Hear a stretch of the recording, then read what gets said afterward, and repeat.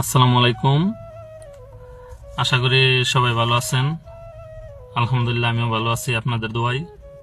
তো এখন যে মেসেজটা দেওয়ার জন্য ভিডিওতে আসলাম, মেসেজটা হলো সৌদি আরবে এখন পরিস্থিতি তেমন একটা ভালো না।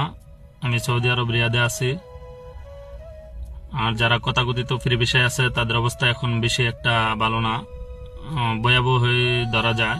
আর বিশেষ করে যারা শুধু কোম্পানিতে আছে তাদের মোটামুটি ভালো। আর এখন কোম্পানির কথা বইলা সাপ্লাই কোম্পানি তাই না দেয়, সাপ্লাই কোম্পানির অবস্থা বেশি একটা ভালো না। 100-র মধ্যে 10টা কোম্পানি ভালো আর 90টা কোম্পানি খারাপ। বিশেষ করে এখন যারা নতুন করে সৌদি আরব আসতে চাইতেছেন, দয়া করে আপনারা না আসাটাই ভালো। আত্মীয় স্বজন থাকলে তাদেরকে জিজ্ঞাসা করলে যদি ভালো না বলে তাহলে আসার দরকার নাই।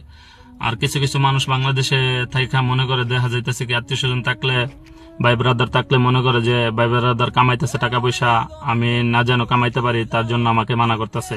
এমনটা কোনো কিছুই না। আমি হয়তো 2-4 জন আমার আত্মীয় স্বজন আছে এখানে, তাদের কাছের লোক। তাছাড়া বাংলাদেশের সবার জন্য আমি এই কথাটা বলতেছি, তারা তো আর সবাই আমার কাছের লোক না বা সবাই ভাই বন্ধু না। আমি সবার জন্যই বলতেছি, কাছের হোক বা দূরের, সবার জন্যই বলতেছি। এখন সৌদি আরবের যেই পরিস্থিতি, আমি মনে করি নতুন করে সৌদি আরব না আসাটাই ভালো। যারা পুরান লোক আছে 10 বছর 20 বছর মানে এখানে আগে থাকছে, কাজকর্ম করছে, তারাও এখন নতুন করে আসতে গেলে অনেক ভাইবা চিন্তা আসতে হয়। তারপরও তারা আসলেও সুবিধা করতে পারে না। তো এখন এখানে পরিস্থিতি খুবই খারাপ। দয়া করে আপনারা যারা প্রবাসী আছেন তারা বইলা দিবেন, ফ্যামিলির মধ্যে যারা আছে বা আত্মীয় স্বজন যারা আছে তাদেরকে।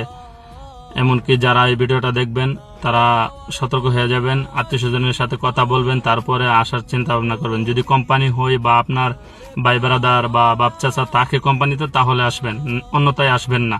দালালদেরকে বিশ্বাস করে সৌদি আরবে আসবেন না। দয়া করে বলতেছি, দালালদেরকে বিশ্বাস করে সৌদি আরব আসবেন না। সৌদি আরবের মধ্যে এখন 100 লোক যদি নতুন লোক আসে, 10 জনের ভালো হয়, 90 জনেরই খারাপ হয়। দয়া করে ভিডিওটা লাইক কমেন্ট করবেন। এমনকি যারা সৌদি আরবে আছেন তারা কমেন্ট করবেন, কমেন্টের মাধ্যমে জানাবেন আমার কথাটা কি আসলে সত্য নাকি এমনিতে আমি বলতেছি।